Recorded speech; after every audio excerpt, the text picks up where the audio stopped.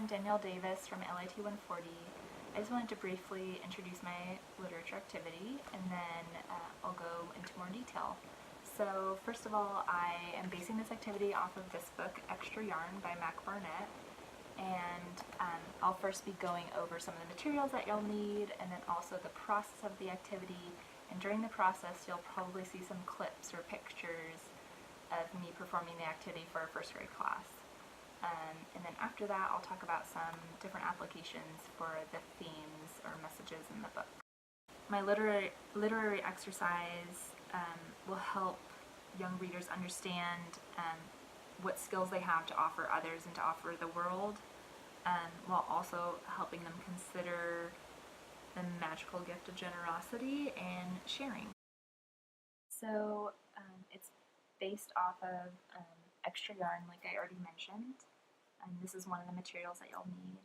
You'll also need a ball of yarn, colorful ball of yarn, and then little pieces of paper, like squares of paper, that are really colorful to kind of reflect the great colors that Annabelle uses to make her little town a happier place. And so this activity would mostly be geared towards ages 5 to 8 probably. I feel like anyone younger, they may not have the attention span or the ability yet to kind of grasp the concepts and the lessons in the story.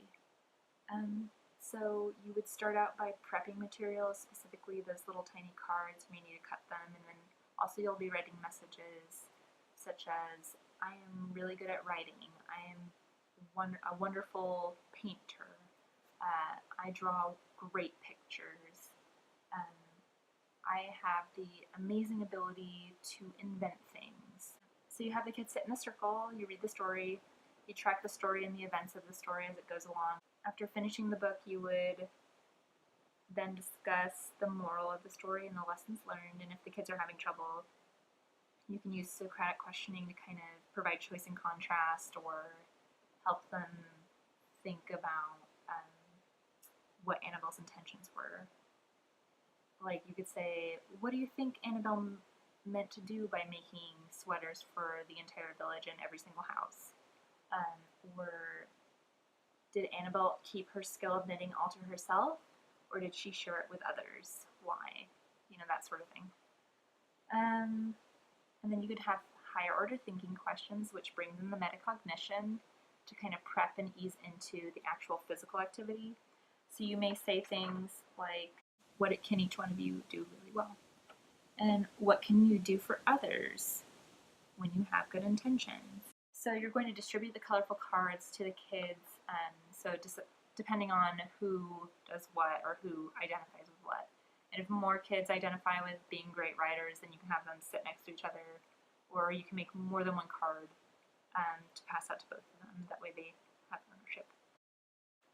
While sitting in a circle, the librarian or the support staff would hold a ball of yarn, and they would hold on to one end, and then you would announce what you're really good at. So you could say something like, I'm great at reading and sharing books with others.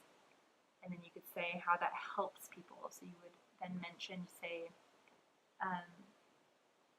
sharing the wonderful gift of reading through the books that are here in the library allows everyone to learn a lot more. So from there, the person holding the yarn, the adult, would then pass the ball of yarn or roll it or throw it, however fun or chaotic you want to make it, to another child. And then they would have the card that said, maybe I'm great at writing. And then you would say, I really need someone who's great at writing because the books that we read in the library need great writers to tell us wonderful stories. And then you would pass the ball to them. And then they would hold the ball of yarn, and then they would hold on to the end, and then choose another person, maybe who does great pictures, or draws great pictures, and they'd throw it to them. And on and on and on it would go, and the ball would go everywhere, all in the circle, creating a web in the middle. At the very end, you would ask about what the kids see in the middle as they're all holding the edges of the yarn. You could ask them, are we all separated or are we all connected? And then most likely they'll say connected. And then you'll say, do you see a web or do you see like a rectangle? And then they'll most likely say web. And then you can say, we're all connected by this web of yarn because of the skills that we decided we would want to share with others. And you could say, sharing our skills with others is a wonderful gift that makes the world a happier place. And then you would summarize it. Summarize some other points if you wanted to. And then that would be it. And then they'd lay the yarn on the ground. And you'd be done with the activity. So now for some additional techniques or like information to kind of help you think beyond just the text and the activity. So as a librarian or as support staff, you could choose books from the library in the kids section to show them examples of real life people who share gifts with others, and they could take this home if they wanted.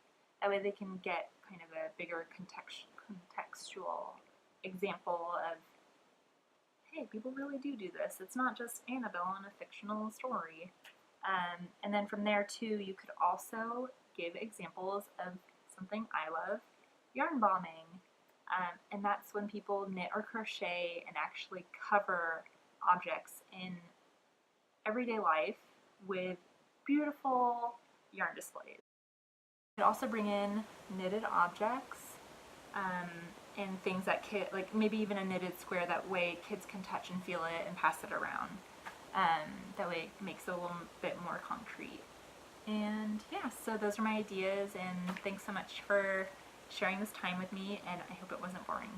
Have a great day. Bye.